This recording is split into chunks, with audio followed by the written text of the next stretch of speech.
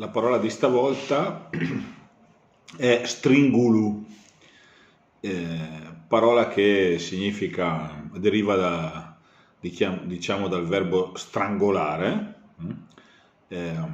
che nel dialetto trasferisce anche un concetto di doppia azione, cioè di stringere con forza, ma sembra quasi che ci suggerisca con un laccio, no? Liga, stringula, anche se il verbo, no? Da strangolare.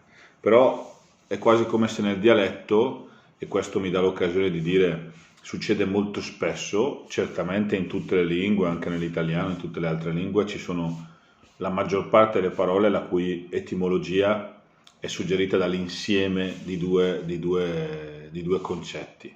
Nel dialetto, quindi questa non è una novità, anzi è prima delle altre lingue, però la caratteristica che mi piace associare nell'occasione di parlare di questa parola è che non sono solo due parole, ma sono due azioni, no? Quasi che il dialetto prendesse proprio dalla realtà, fotografasse delle immagini descrivendo con dei suoni le azioni. Stringulu, mi piace usare questa parola e parlare di questa parola perché significa in realtà fare una cosa molto in fretta al punto da perdere il fiato, strangolarsi, farla rimanere. Quindi mangiare a stringulu, che si dice, parleremo anche un po' delle parole un po' pesanti, maia, mangiare a stringulu significa mangiare di fretta, quando non si ha il tempo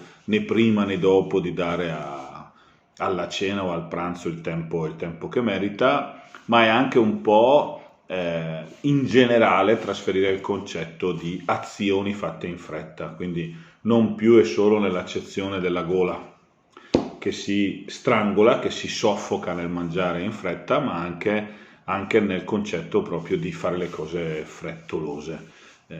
L'agato frisuso, l'agafat imini orp, no?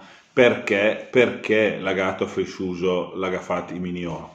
Non tanto per la fretta in sé, ma per fare le cose a stringulu, cioè quindi con talmente tanta fretta da non riuscire neanche a mangiarlo il boccone, o in senso più esteso di compiere questa azione. Quindi la parola di questa volta era stringulu.